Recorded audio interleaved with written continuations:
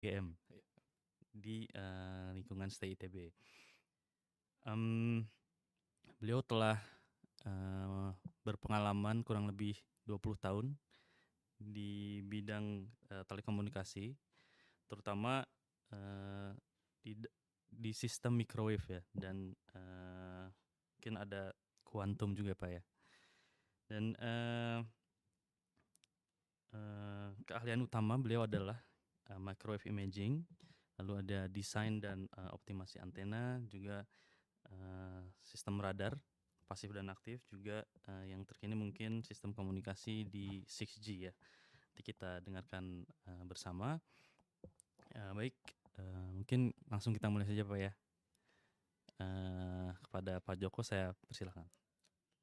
Baik, terima kasih. Assalamualaikum warahmatullahi wabarakatuh.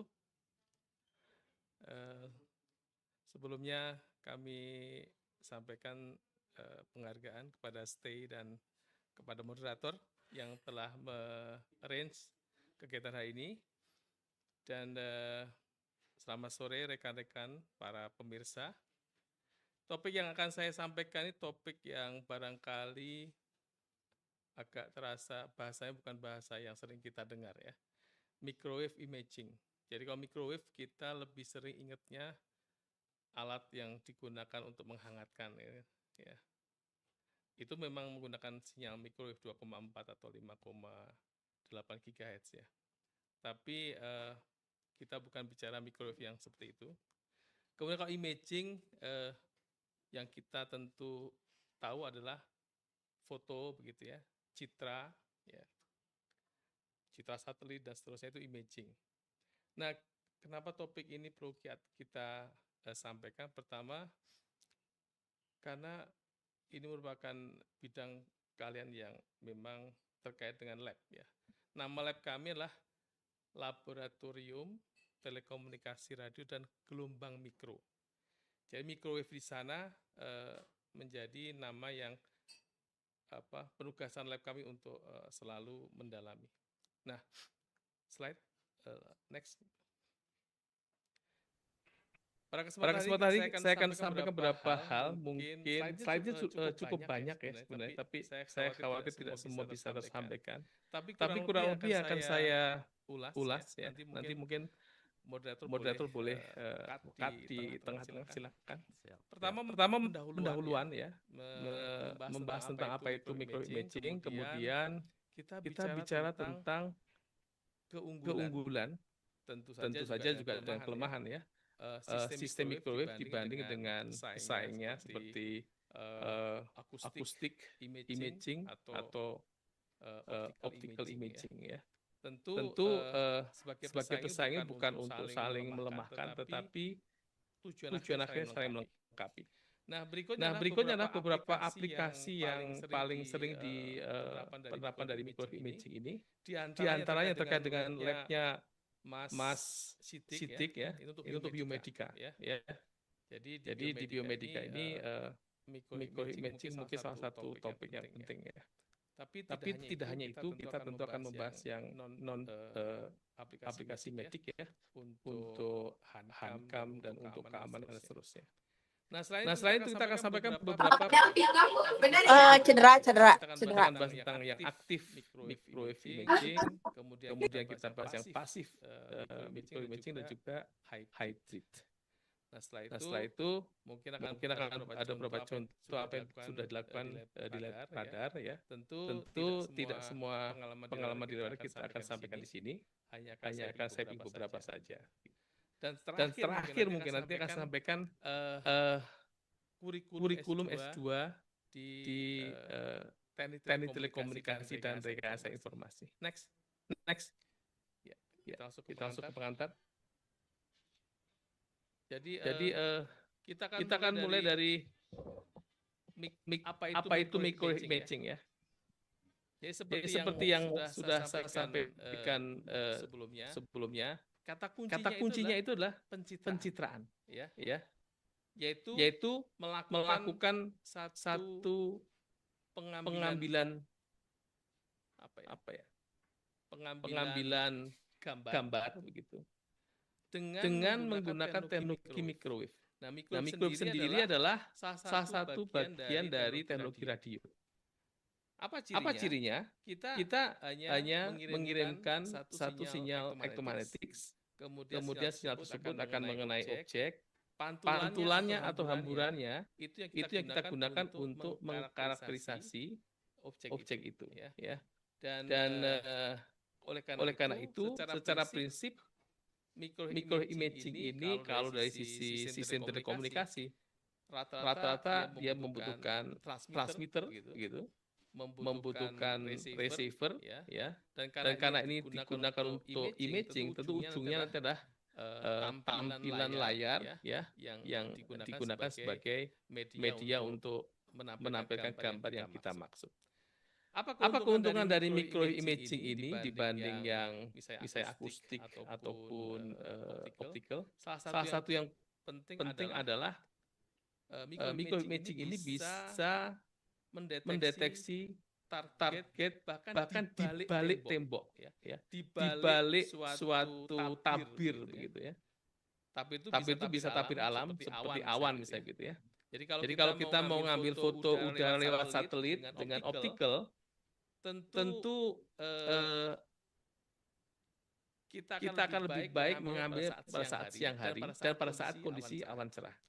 Tapi begitu pengambilan secara optikal malam hari, ya, atau berawan gitu, ya, atau cuaca tidak mendukung, maka citra yang dihasilkan tidak akan maksimal.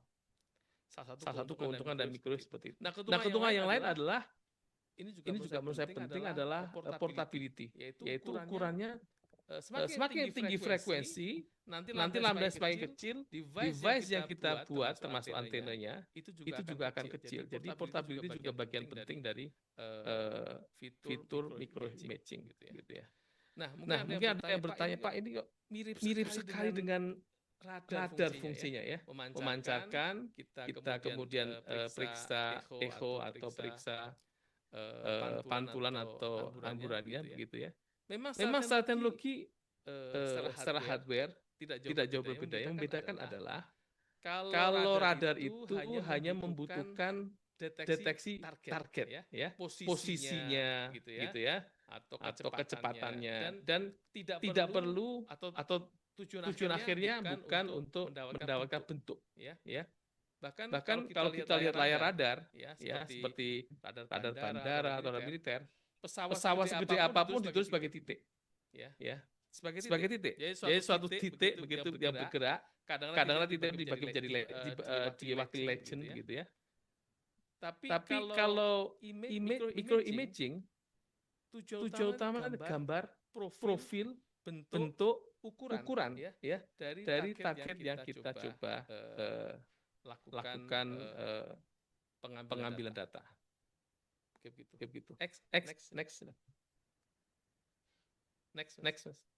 Ya. Nah, ini mungkin sekilas, ya. Jadi tadi saya sampaikan bahwa radar dan microimaging secara teknologi bisa jadi dekat begitu, ya. Dan kalau kita lihat persamaan radar secara umum, misalnya radar itu kita menggunakan sinyal AT eksponensial. Eksponensial itu adalah sin cos plus sin, ya. Jadi anggap aja A kali cos omega T begitu, ya. Maka pantulannya itu akan merupakan modifikasi dari sinyal terkirim. Apakah terjadi pengurangan amplituda, terjadi delay waktu, atau juga terjadi pergeseran fase. Sehingga dalam atau kadang-kadang fase itu juga terjemahkan pergeseran frekuensi itu Doppler, ya. Nah, rata-rata yang diambil dalam radar itu adalah jarak atau delay begitu, ya. Dan kalau dia ingin mendeteksi kecepatan adalah Dopplernya. Itu rata-rata yang pakai radar. Sedangkan untuk imaging, ya, sebenarnya beberapa data bisa kita manfaatkan untuk melakukan imaging, ya. Tapi kalau imagingnya itu jarak dekat, itu yang utama bahkan malah digunakan amplitude. Ya. Sebagai contoh gambar di sini, ini gambar orang begitu, ya. Kita akan lakukan human body scanner, ya. Jadi kotak itu menunjukkan titik pengambilan data begitu. kita gerakkan antena transmit receive ya ke kanan dan ke kiri, ke bawah, ke atas begitu untuk men-scan orang tersebut. Nah, data yang diperlukan di sini paling simpel sebenarnya cukup dengan amplituda ya. Tidak perlu menggunakan delay. Cukup amplituda. Nanti ketika radar itu micro imaging itu mengenai tubuh begitu ya. Tentu pantulannya berbeda dengan mengenai benda sekitar di luar tubuh manusia. Misalnya di situ ada ruang kosong atau mungkin sebelahnya ada kursi begitu ya. Perbedaan intensiti pantulan itu nanti akan kita terjemahkan dalam citra gitu. Tentu nanti gampangnya begini. Jadi ini nanti seolah-olah kita bagi area itu menjadi pixel-pixel. Masing-masing pixel itu diwakili oleh satu titik pengamatan oleh microwave imaging gitu. Oke, next.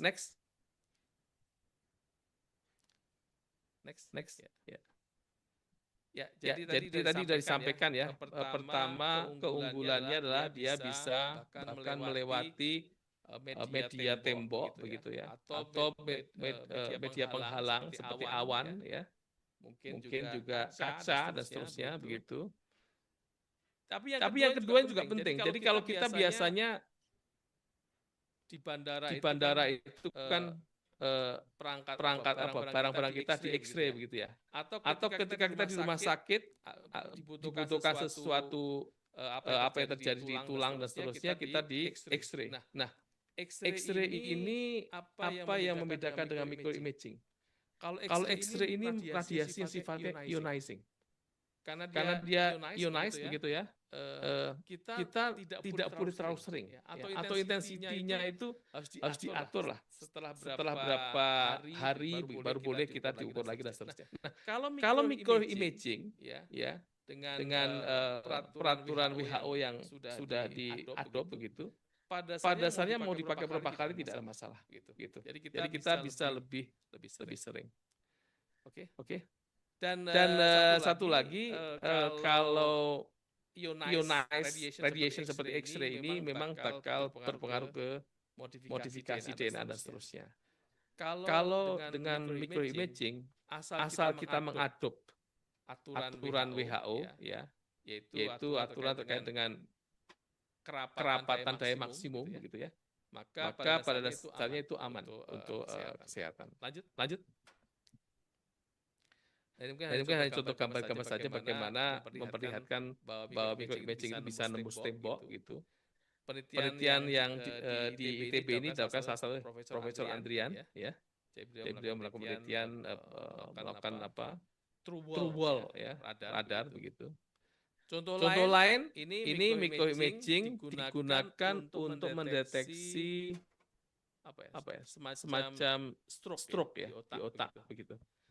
Nah, ini menggunakan imaging microwave begitu. Dan ini bisa menembus tulang tengkorak kurang lebih begitu ya. Jadi sebagai contoh begitu. Nah, kalau optical imaging tentu tidak bisa tembus tengkorak, kemudian tidak bisa nembus tembok ya. Nah, akustik sebenarnya dalam beberapa hal dia bisa menembus, tapi mungkin organ lunak ya. Karena akustik ini mechanical propagation, jadi berbeda dengan microwave yang dia menggunakan electromagnetics ya. Bahkan di media di vakum pun masih bisa propagasi. Kalau suara propagasinya secara mekanikal ya. Oke, lanjut. Tadi saya sudah sampaikan juga ya. Kurang lebih misalnya kalau dipakai untuk di bandara ini kan kadang-kadang butuh ya bahwa orang yang masuk bandara itu harus yang benar-benar tidak membawa senjata tajam gitu ya. Kadang-kadang itu diselipkan di baju dan seterusnya.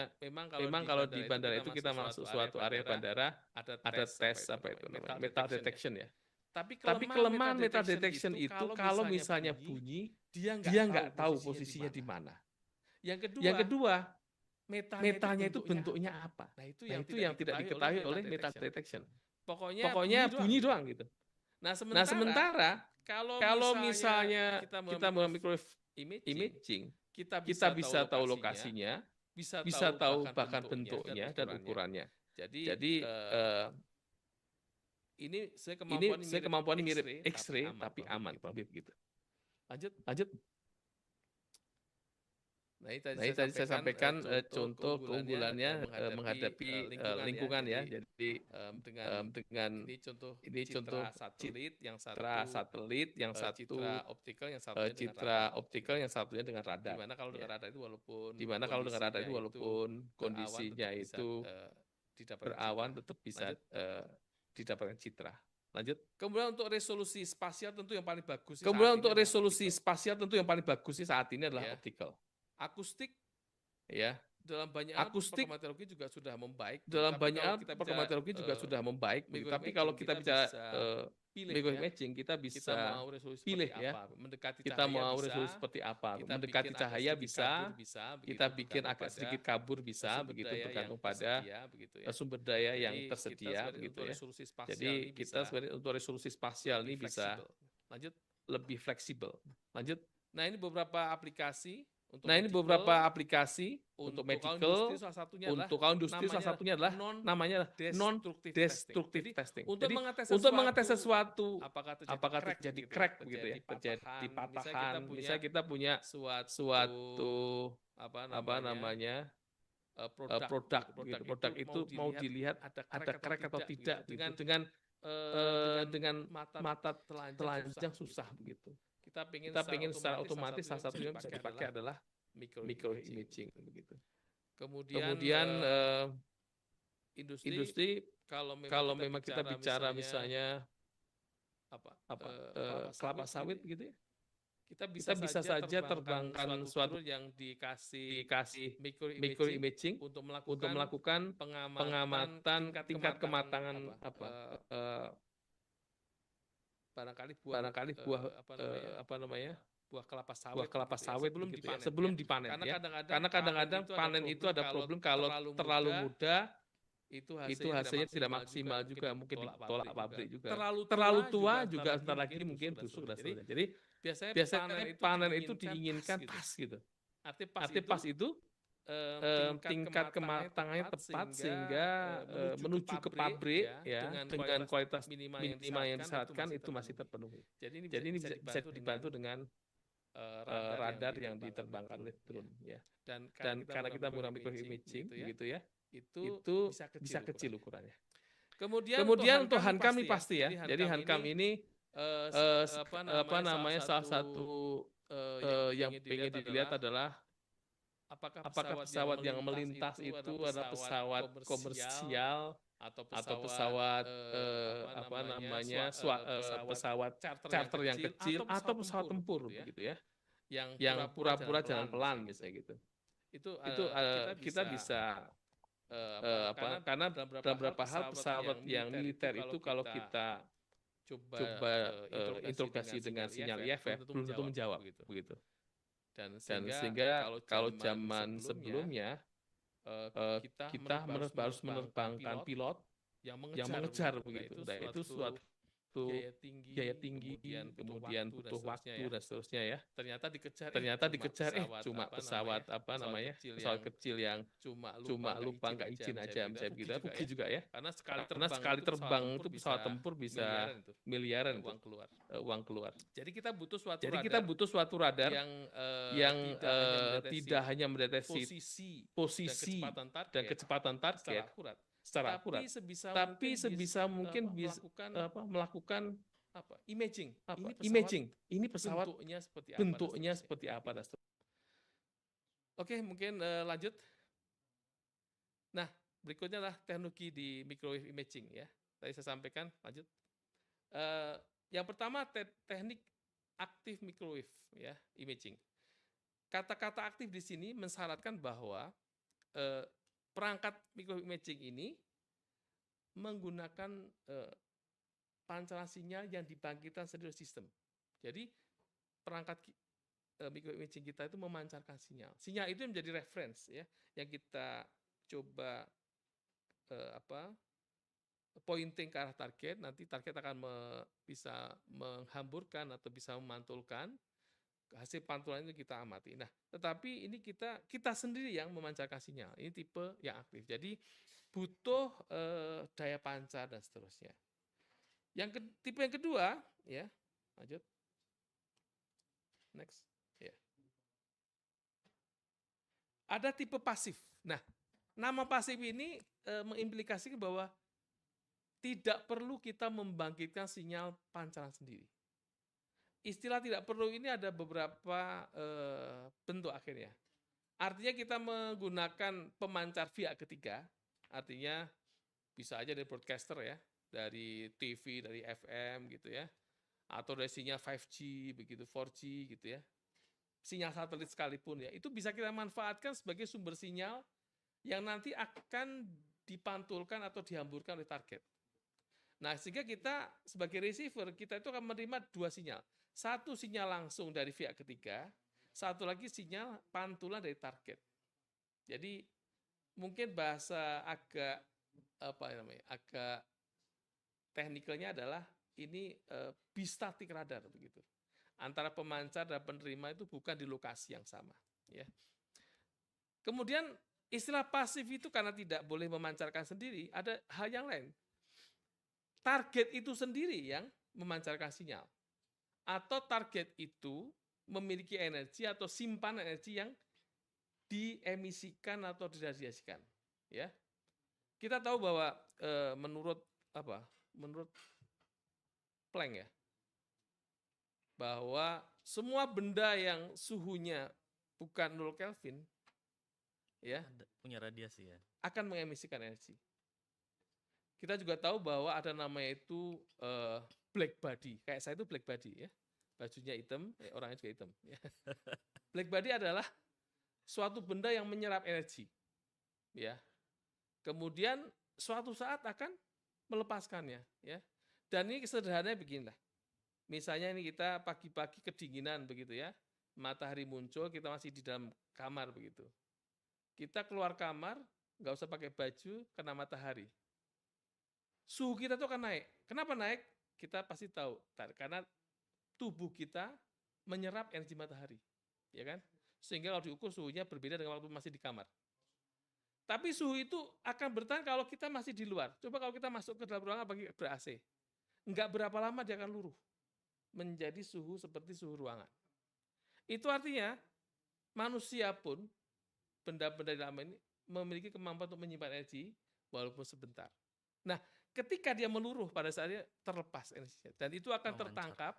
Ya, kita tahu bahwa energi noise itu K kali T kali B, ya. K-nya itu koefisien Boltzmann ya. Kemudian T-nya itu adalah suhu ekivalen sebenarnya, bukan suhu fisik ya, tapi suhu fisik dan suhu draw ekivalen itu hampir bisa kurang lebih proporsional begitu. Biar bandwidth. Jadi setiap benda-benda yang agak hangat atau panas, pada dasarnya dia akan menyebabkan draw. Kalau kita coba tangkap dengan sensor. Lanjut. Nah, berikutnya adalah hybrid. Hybrid itu bisa macam-macam, namanya juga campuran. Ya, bisa antara pasif dengan aktif, bisa antara microwave dengan optical, microwave dengan akustik. Bahkan yang terakhir ini, yang sedang dikembangkan orang adalah microwave dengan kuantum. Nanti kita akan bicara contohnya. Lanjut. Nah, kemudian kita akan berikan kategori yang untuk aktif ini ada dua jenis yang paling banyak ya. Tipe SAR dan tipe ISAR. SAR itu synthetic aperture ya, radar, kemudian ISAR adalah inverse SAR. Nah, kalau SAR ini begini, jadi kita pengen melakukan pencitraan suatu area yang luas, sementara perangkat kita atau sistem antena kita footprint-nya itu kecil. Footprint itu spot beam ke arah area itu kecil. Sehingga untuk melakukan imaging area yang luas itu kita harus berkali-kali melakukan scanning. Nah, itu tipe SAR. Ya, nah, sehingga istilahnya synthetic aperture. Jadi area yang luas dari target itu kita kita sintesa dari aperture antena kita yang kecil, tapi kita melakukan scanning. Apakah scanning linier, apakah scanning planar, ataukah zigzag, dan seterusnya. Itu nanti banyak metodenya. Nah, yang ISAR ini inverse, sebaliknya. Kalau ISAR ini, yang SAR tadi itu yang aktif bergerak atau berpindah itu adalah microimagingnya. Nah, kalau ISAR kebalik. ISAR ini justru memiliki footprint yang gede, nggak masalah. Antenanya itu punya footprint atau punya spot beam yang besar, sedangkan targetnya lebih kecil. Tetapi targetnya dituntut untuk dinamis. Jadi dia yang dinamis. Ya, contohnya misalnya ada ground radar begitu, pesawat lewat, kan pesawat itu bergerak. Jadi pesawat bergerak itu yang kita amati berkali-kali, nanti akan tercipta suatu image namanya tipe ISAR, inverse SAR begitu. Nah, nanti kalau ingin dilihat perbedaannya bisa saya tabelkan begitu. Lanjut. Nah, ini penjelasan lebih detail ya, pada saatnya tadi saya sampaikan. Jadi foto atau citra satelit dengan radar ini sudah luas dipakai dan sebagian dipublish ya oleh apakah publish dalam bentuk free ataupun publish dalam bentuk berbayar begitu ya. Jadi biasanya kalau yang apalagi ada juga yang diperoleh data tapi tidak dipublish karena itu kepentingan militer ya.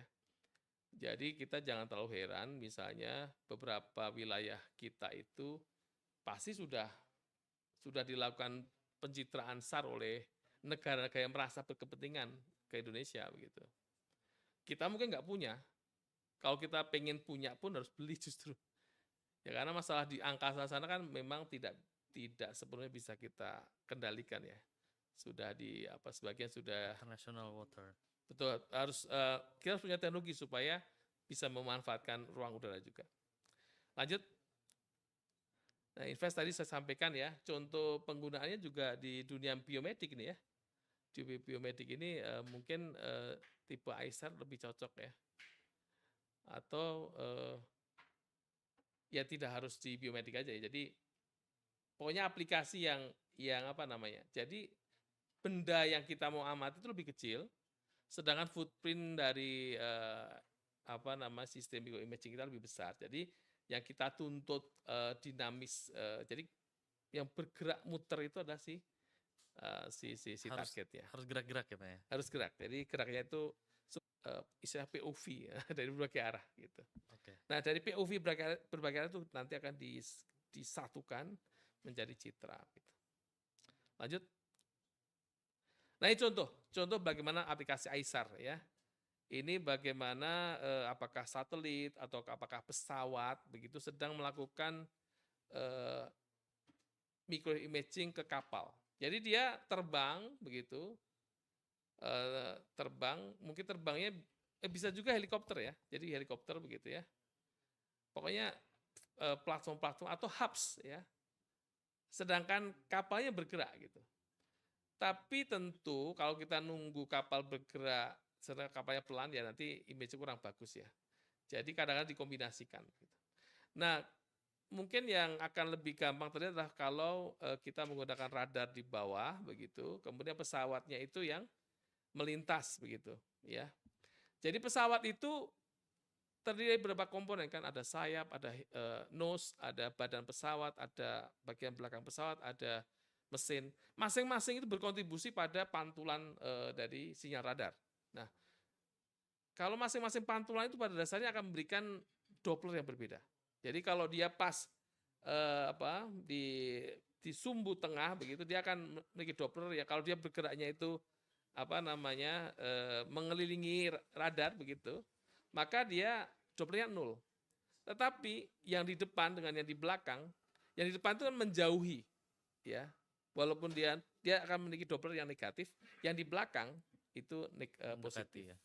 Nah, pemanfaatan Doppler juga bisa nanti untuk dimanfaatkan untuk ISAR ini. Tentu Dopplernya itu bukan dari satu titik, tapi dari berbagai poin yang kita ambil dari masing-masing bagian utama dari pesawat itu. Sehingga nanti contoh di sini citranya akan yang kiri itu adalah kapal, yang kanan adalah citra ISAR untuk pesawat.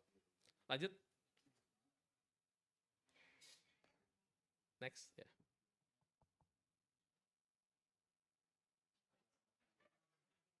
Ada delay ya. Sekarang microwave tomography imaging, Pak. Oke. Nah, kalau Nah. tomografi imaging ya, ini memanfaatkan yang diukur itu sebenarnya adalah apa yang terjadi di antara antena transmit dan kirim. Transmit dan receive. Dan di sini maksudnya adalah kita melakukan pengukuran ya sederhana ya, adalah parameter permittivity dari si target. Nah, tentu kita akan mengamati permittivity dari berbagai POV gitu. Jadi dari berbagai POV diukur, begitu nanti dikumpulkan ya. Nanti mungkin ada menggunakan transformasi radon ya. Ya. Dan seterusnya. Nah, tapi di sini yang penting untuk dijadikan sebagai sandaran teorinya adalah ketika transmitter dan receiver itu dalam dihalangi oleh sesuatu, dan sesuatu itu bukan metal ya, tapi adalah sesuatu itu adalah benda dielektrik ya, memiliki sifat permittivity atau sifat dielektrik yang lainnya ya. Nanti sifat dielektrik ini akan kita ukur. Nah, setiap benda ini memiliki nilai permittivity kalau dia bahannya beda ya, akan memiliki nilai yang berbeda. Kemudian kalau dia lebih kering dengan lebih basah, nilainya juga udah beda ya. Jadi pada dasarnya yang kita ukur itulah sifat bahan ya, dan sifat bahannya itu terkait dengan sifat elektromagnetik lah gitu. Nah, ini kalau kita ngukurnya itu dalam suatu POV yang berbagai arah, nanti kita akan punya punya gambaran total bagaimana distribusi ya, dari si permittivity dan sifat material ya. Ini contoh di sini kepala begitu. Ini kepala ini di dalam kepala kan ada otak, ada darah, ada daging dan seterusnya. Masing-masing itu berkontribusi pada perhitungan permittivity. Nah, di sini nanti mungkin kalau di gambar ini ya seolah-olah kita kalau ada penggumpalan darah ya misalnya begitu ya. Penggumpalan darah itu akan membuat otak ya pada titik tertentu permittivity-nya berubah dibanding pada saat tidak ada penggumpalan darah. Gitu. Itu yang akan diukur oleh tomografi ya. Jadi ini masuk dalam aktif microwave. Tapi berbeda dengan di radar. Kalau radar kan tadi pantulan dan seterusnya. Kalau ini, kalau dalam bahasa parameter S adalah S21, gitu ya. S21-nya. Baik, lanjut. Oh ya lupa, satu lagi.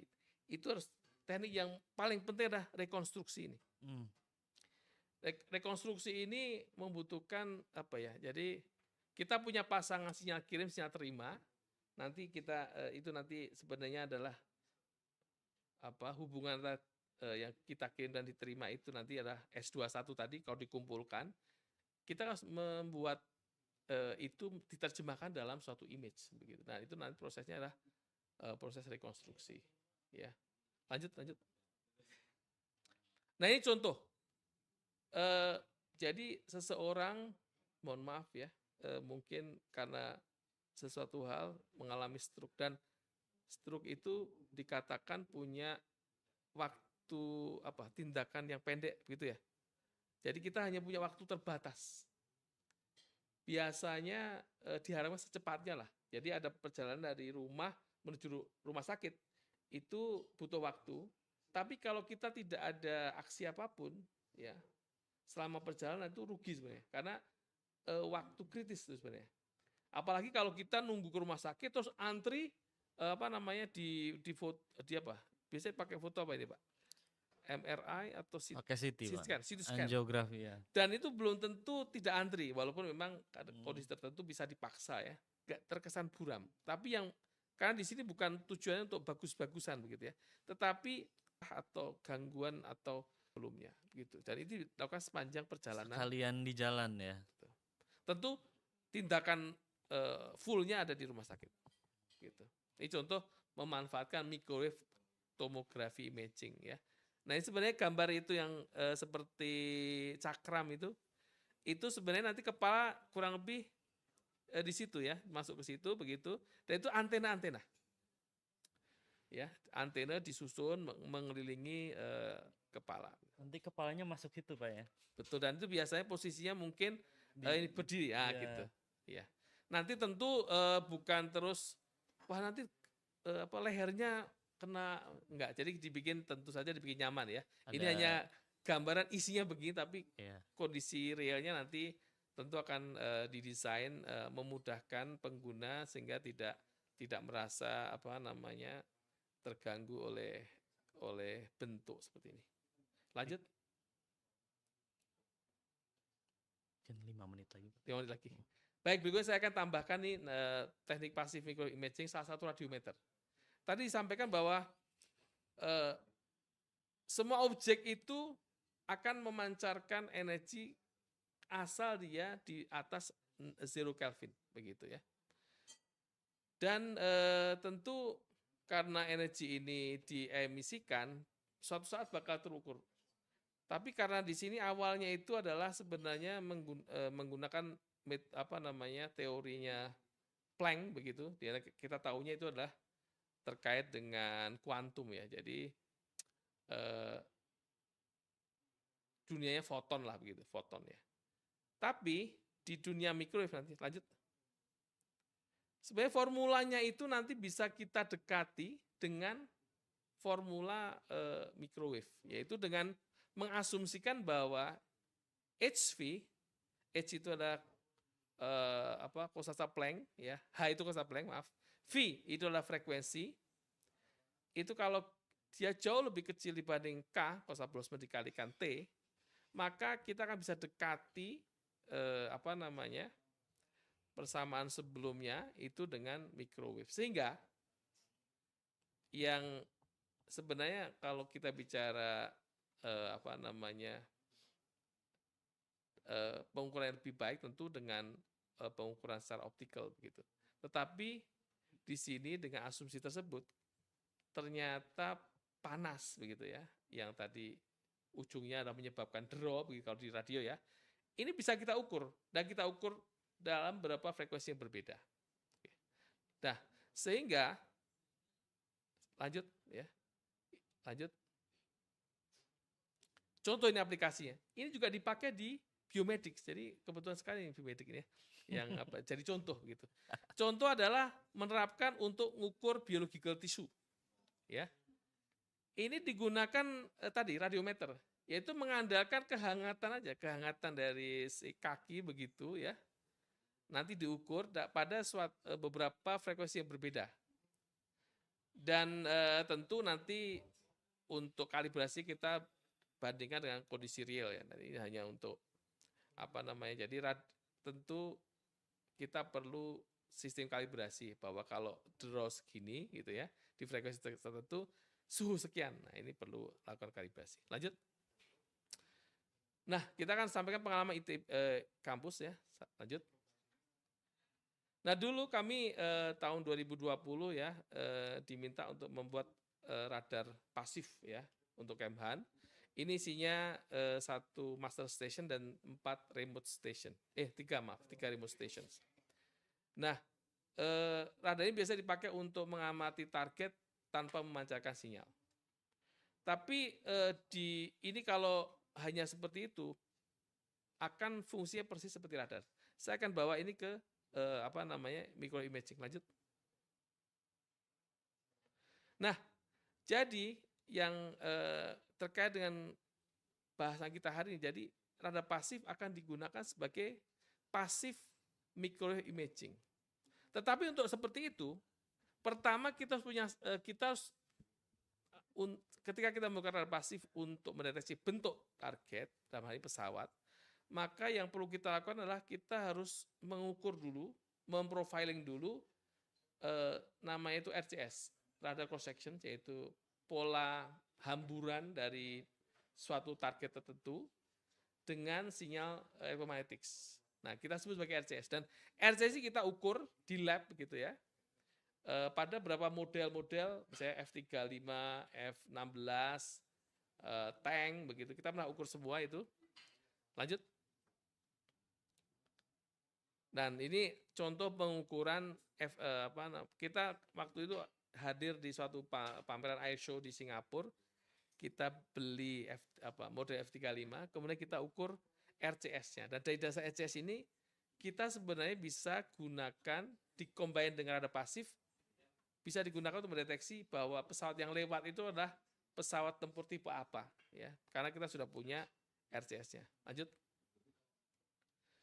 Kemudian contoh lain ini di Carnegie Mellon ya, CMU ya. Ini kurang lebih sama dengan tadi tekniknya tapi dengan Wi-Fi.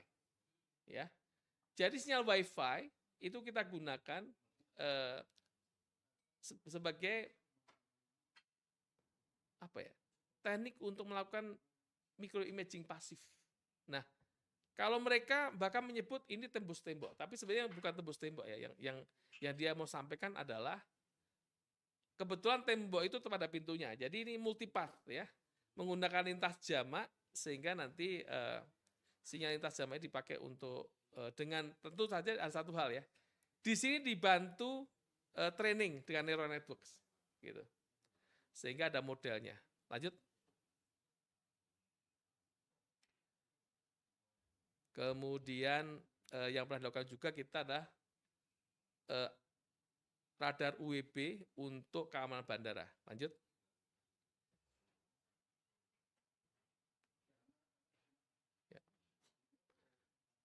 Ya, jadi ini papernya juga sudah sampai design evidence of 4-11 GHz human body scanner. Jadi ini yang kita uji adalah triplek berbentuk manusia. Tapi kita tempeli logam berbentuk pistol dan satu lagi kalau nggak salah agak bulat begitu. Lanjut. Kemudian kita lakukan scanning, nah hasilnya seperti ini. Sehingga itu citra image yang dihasilkan walaupun tidak sama persis dengan bentuk pistol beneran, tapi di sini memperlihatkan bahwa bahkan dengan pixel yang nggak terlalu banyak pun bisa dilakukan imaging bahwa itu bentuknya kurang lebih mirip pistol dan seterusnya.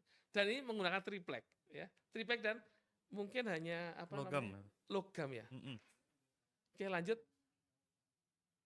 Satu lagi mungkin ya. Nah kalau ini produk komersialnya, ya. Oke lanjut. Nah ini juga nggak sempat ya. Jadi ini radioteleskop.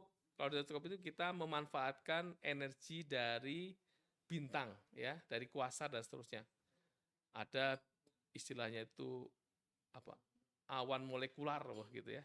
Jadi ada juga istilah bintang muda atau galaksi muda. Itu semua memancarkan energi. Dan energi itu bisa kita tangkap dengan menggunakan perangkat receiver dengan antena yang biasa kita sebut deep space ya. Jadi kita array antena diameter besar-besar begitu kita array supaya mereka kalau dijumlahkan itu setara dengan ribuan meter persegi gitu. Luas aperture-nya, dan itu bisa menjangkau jarak yang sangat jauh. Dan setiap bintang itu atau galaksi muda atau suatu struktur langit begitu ya, mungkin benda-benda objek di angkasa sana, energinya itu khas, dan kalau kita rajin melakukan scanning begitu, kita akan mendapatkan citra yang kurang lebih bentuknya apakah bentuk spiral galaksi dan sebagainya. Lanjut saja, maaf. Ini contoh ALMA. ALMA ini termasuk jenis teleskop modern ya. Ini contoh tangkapannya begitu. Bentuknya seperti ini, ya. Dan ini menggunakan receiver saja. Antena dan receiver. Tentu ada DSP di sana ya, ada korelator dan seterusnya. Ada beberapa jenis dan teramati. Lanjut. Nah, contoh lain ya, ini dengan menggunakan radioteleskop bisa melakukan pencitraan Saturnus ya. Ring dari Saturnus itu bisa ditangkap oleh radioteleskop array seperti ini. Ya. Jadi modalnya antena, modalnya adalah receiver yang sensitif, kemudian nanti sumber clock yang baik, begitu yang sangat tajam begitu, kemudian nanti melakukan korelasi dan kita memasang di banyak tempat ya. Kalau Profesor Andrea menyebutnya interfero ya, tekniknya pakai interfero ya. Nanti mungkin lebih jauh ini konsepnya bisa bersama rekan-rekan dari astronomi begitu. Tapi intinya bahwa dengan bermodal receiver yang bagus, dengan antena yang bagus dan kita bikin array yang baik, kita bisa melakukan pencitraan angkasa. Ya. Ya. Lanjut mungkin satu lagi dengan kuantum ya. Nah, ini tindak lanjut perkembangan selanjutnya dan kalau kita lihat nanti itu ada contoh ya, lowongan tuh yang mau ya. Itu apa namanya, quantum computing for radar related challenge. Oh, gitu kan. Internship. Ya, internship. Itu masih on kalau siapa yang berminat. Kemudian sebelah itu tahun 2018 ya. Cina itu sudah show off radar kuantum ya. Lanjut. Ya, dan ini diklaim bisa melakukan deteksi pesawat siluman begitu. Nah, namanya juga quantum radar. Jadi kalau kuantum itu rata-rata kita kebayangnya adalah entangled photon gitu. Tapi kalau dia quantum radar, foton di sini adalah microwave photon gitu. Karena kalau real photon ada satu lagi namanya quantum lidar. Lanjut. Lanjut. Nah, jadi kalau yang dimaksud adalah foton yang kita kirim namanya quantum lidar dan itu sudah dikembangkan oleh rekan-rekan di Glasgow ya. Contohnya itu dipakai untuk melakukan imaging jarak dekat. Mungkin demikian kurang lebih materi yang disampaikan. Mohon maaf ini terlalu panjang. Terima kasih. Santai Pak Joko. Baik, terima kasih Pak Joko presentasinya menarik sekali ya teman-teman. Microwave imaging ini meliputi dari dalam tubuh ya, seluler sampai luar angkasa. Dan saya berikutnya kita masuk ke sesi mungkin tanya jawab.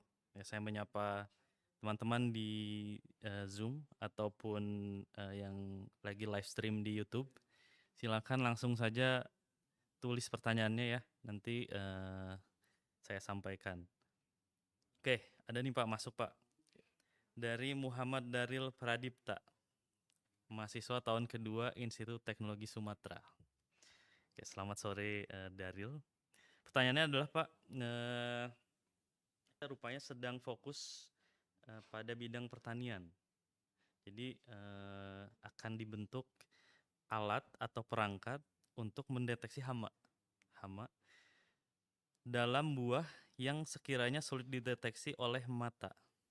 Jadi sering luput dari seleksi visual gitu ya. Pertanyaannya ada dua. Apakah bisa microwave imaging diterapkan untuk mendeteksi adanya hama maupun telur hama di dalam buah mangga ya? Ini spesifiknya ya. Lalu bagaimana pendekatannya gitu? Pertanyaan nomor 2. Emang nggak Pak Joko? Baik, terima kasih Mas Daril ya. Jadi tadi saya sampaikan ketika kita punya pemancar radar dan sinyal itu kita sampaikan ke target yang berbeda sifat materialnya itu akan memberikan pantulan yang berbeda gitu. Nah, kalau buah mangga kemudian ke serangga atau telur, ini harus kita lihat apakah mereka secara material itu memiliki perbedaan, kalau bahasa tekniknya permittivity atau tidak. Saya rasa harusnya ada. Ada ya. Iya. Kemudian satu lagi, mangga ini mungkin kalau dalam keadaan matang berair ya. Jadi sifat kandungan air itu membuat dia tentu lebih cukup dominan ya dibanding serangga atau telur. Jadi menurut saya dengan sifat yang berbeda ini kita bisa gunakan microwave imaging untuk mendeteksi serangga atau hama itu. Tetapi tentu nanti yang dibutuhkan adalah kita apakah mengamati jarak dekat atau jarak jauh. Kalau jarak jauh tentu sulit, ya. Jadi ini menggunakan radar yang microwave imaging yang short range, ya, yang jarak dekat begitu. Nah, dengan jarak dekat ini tentu kemungkinan scanning itu kita lakukan secara dengan menggunakan perangkat yang sifat portable. Makanya disarankan yang menggunakan frekuensi tinggi, ya. Frekuensi tinggi, suaranya kecil dan portable. Kemudian nanti scanningnya itu dengan bantuan apakah tangan atau kalau ada robot ya. Kalau enggak ya dengan apa tadi saya sampaikan, contohnya mirip dengan case apa namanya tadi kelapa sawit tadi. Kelapa sawit ya. Iya, dipakai drone begitu. Tapi kalau itu hanya untuk mendeteksi tingkat kematangan. Kalau ini lebih sulit lagi. Karena saya nggak tahu serangannya bisa jadi kecil. Sebesar apa ya? Iya. Jadi langkah kalau kita sebagai riset ya, langkahnya adalah pertama kita harus melakukan karakterisasi sifat permitivitas dari serangga, telurnya atau hamanya. Kemudian dengan buahnya itu sendiri. Ya. Nanti kalau kita sudah punya database itu, tentu ini dipakai untuk buah yang lain berbeda lagi. Misalnya sudah efektif untuk deteksi serangga di suatu buah mangga. Kita pakai untuk buah yang lain misalnya. Misalnya pisang atau apa. Pepaya. Karena sifatnya beda, kita harus melakukan pengukuran baru lagi dengan database baru. Gitu. Jadi serangganya beda, kemungkinan sifat karakter permittivity. Iya, jadi nanti karena yang kita gunakan semakin berbeda, semakin bisa deteksi. Gitu. Oke. Baik, begitu Daryl kira-kira jawabannya ya. Mungkin agak sedikit nyambung Pak. Kira-kira bisa sampai sekecil apa Pak yang dibaca oleh microwave imaging ini? Kira-kira maksudnya apabila kita naikkan frekuensinya, mungkin semakin kecil yang bisa kita lihat. Tapi batasnya di mana Pak? Mungkin nyambung dengan biomedika juga ya. Nah sekarang itu banyak radar-radar kecil yang murah meriah ya. Radar 60 giga, radar 24 giga, radar 90-an sekian ya. Itulah benda kecil dan benda kecil. Jadi saya sebutnya satu produk namanya Akonir ya. Itu 60 giga, barangnya kecil mungkin hanya sebesar KTP lah. Gitu ya. Dan itu sempat saya gunakan untuk namanya itu belum sempat dipublish ya. Saya gunakan untuk namanya identifikasi tempat parkir drone gitu. Jadi drone itu kan ketika diterbang agak jauh, contohnya untuk deliver makanan ya, dia kan harus berhenti di suatu tempat ya. Nah berhenti di suatu tempat itu kalau besar itu kayak helipadnya lah gitu ya.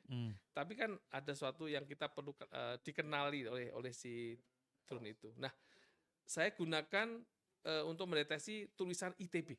Jadi ITB tapi saya bikin ITB itu dengan mahasiswa ya, dibantu mahasiswa S2 ya. Jadi tulisan ITB dibikin dari aluminium foil. Ya. Tulisan ITB. Terus dengan radar 60 giga tadi melakukan scanning begitu ya. Ternyata cukup baik untuk deteksi dan bentuk ITB-nya kelihatan. Ya. Tentu saya bandingkan dengan yang versi ultra wideband-nya masih kalah dengan UWB. Jadi ini mahasiswa kita ya, itu tugas kuliah itu. Tugas kuliah dan belum sempat dipublish sama sekali. Ini radar kecil begitu ya, tadi segede. Itu cukup untuk mendeteksi. Terbaca, asal jaraknya jangan jauh-jauh ya. Nah, mungkin kalau pengen penetrasi lebih jauh ya tentu kalau misalnya yang dibikin Pak Andrian dan rekan-rekan yang lain di lab radar itu bikin radar penembus tanah ataupun tembok. Nah beliau menggunakan frekuensi rendah sampai tinggi itu dipakai semua begitu sehingga dia bisa nembus di berbagai tipe material. Kalau skalanya segede mangga tadi Pak, kira-kira dari jarak misal 10 cm misal itu berapa mili sampai bisa kebaca ya? Kalau yang pernah dijadikan percobaan mahasiswa S2 kita itu jaraknya kurang lebih 20 sampai 25 cm. Dan tulisannya itu ada di bawah begitu ya. Nanti tulisan ITB. mewakili metal ya. Iya. Nah, karena di situ selain tidak ada benda lain kecuali jadi yang udara dan Metal. hanya huruf itu. Oke. Tentu karena udara dan metal terlalu jauh Jauh, perbedaannya ya.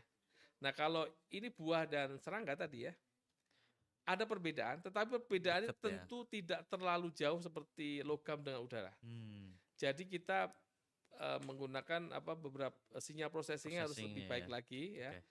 Kemudian kita juga harus berani untuk mengakomodasi perbedaan yang kecil. Oke. Karena sekecil apapun tapi berbeda itu punya Ada informasi. Ya. Oke, baik. Terima kasih Pak Joko. Selanjutnya kita menyapa sensing dari communications dari perspektif satellite communications. Koeksistensi antara microimaging atau communications. Sensing and communications dari perspektif satellite communication. Oke. Agak sulit dimengerti ya. Iya. Coba mungkin kita coba jawab ya, William.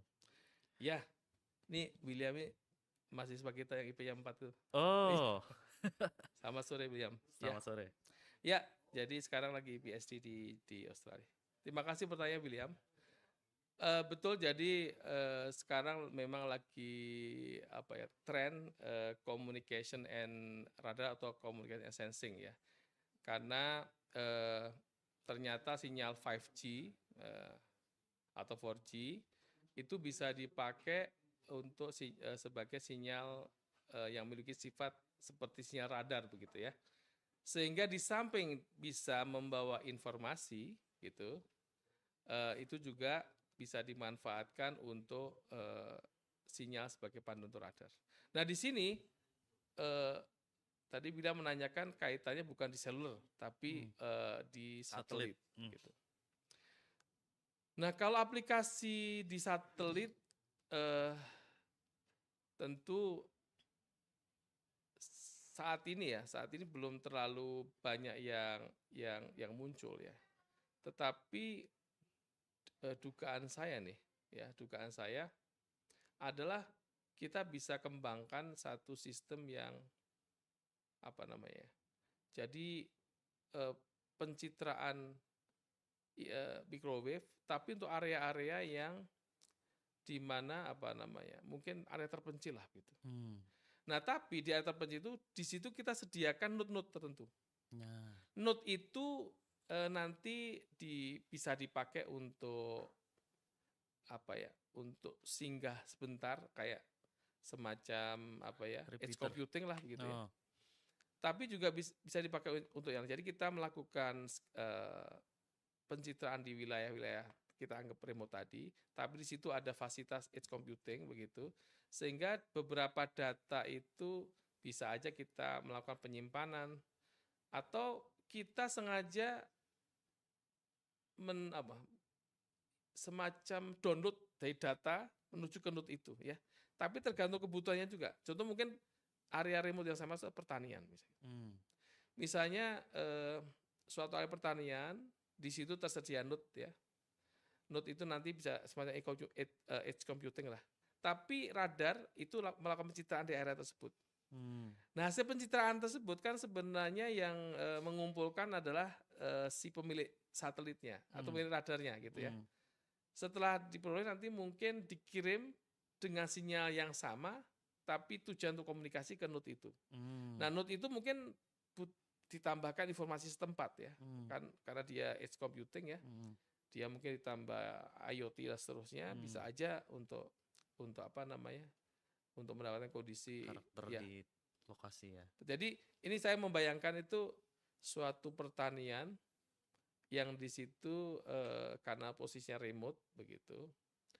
Intinya petani itu hanya menjalankan suatu SOP gitu. SOP-nya itu dibantu dengan teknologi mungkin karena apakah terkait dengan perubahan iklim, sirkulasi air dan seterusnya begitu. Ditambah informasi scanning data terakhir begitu. Tapi kan karena ini bisa juga dititipi data yang lain begitu.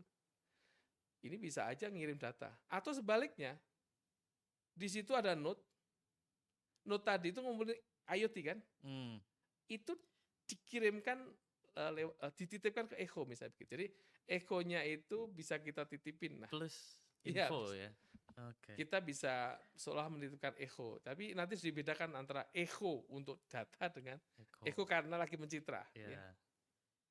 Oke, semoga menjawab ya, Mas Tentu William. tidak akan menjawab. Baik, terima kasih banyak atas jawabannya katanya. Mungkin saya undang dari yang hadir di Faculty Lounge, ada pertanyaan? Silakan Pak Isan.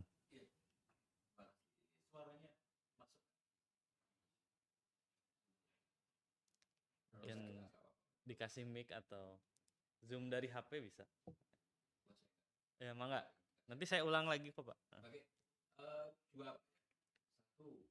Saya merasa beruntung melihat tadi yang disampaikan tadi hasil tesis S2 ya Pak ya. Microimaging. Iya. Sehingga saya itu di scan kan. Iya, betul. Nah, apakah ada cara yang lain menghindari gerakan mekanik ini, misalnya ya mohon dikoreksi kalau beam steering gitu, mungkin nggak, jadi tanpa komponen mekanik scanningnya bisa nggak susah. Dua ini juga mewakili. Kami punya pertanyaan yang sama langsung ke terahertz imaging Pak. Nah ini kaitannya dengan, ini belum tercakup atau sudah tercakup? Terahertz belum tadi ya? Kalau enggak mohon diberikan. Apakah masih mikro gitu ya? Terima kasih Bu. Oke, mungkin sambil diulang kali pertanyaan. Nah. Jadi yang pertama, Pak Isan bertanya apakah beam steering pada microwave imaging ini bisa dilakukan tanpa komponen mekanik ya, tidak secara mekanik. Lalu yang kedua mengenai terahertz imaging ya, bagaimana pendapat Pak Joko ya? Mangga, Pak. Baik, terima kasih Pak Isa, pertanyaannya bagus sekali. Ya, jadi yang kita sampaikan hari ini memang belum menyentuh desain per masing-masing subsistem ya. Jadi subsistem microimaging ini butuh antena, butuh transmitter, butuh receiver, butuh DSP, butuh display dan seterusnya. Nah, pertanyaan Pak Isa ini terkait dengan bagian antena. Betul Pak, jadi kalau kita hanya memiliki sepasang antena yang relatif sederhana begitu, dan kita ingin mendapatkan informasi suatu benda, suatu target yang lebih luas dibanding beam antena, maka cara yang murah memang dengan mechanical, menggeser-geser. Tapi bila mana memang kita pengen karena memang alasannya itu tidak sebatas karena sumber daya atau biayanya kita boleh lebih, sehingga kita bisa membuat antena yang lebih baik begitu ya, dengan phase array dan seterusnya. Tentu alasan lainnya adalah kecepatan dari proses scanningnya ya. Saya setuju dengan phase array tentu akan mempercepat proses scanning ini, tetapi artinya kita harus invest atau kita harus melakukan pengembangan antena phase array ini yang memang di radar modern pun phase array ini kurang lebih bisa menghabiskan 40% biaya, Pak. Jadi kalau kita memang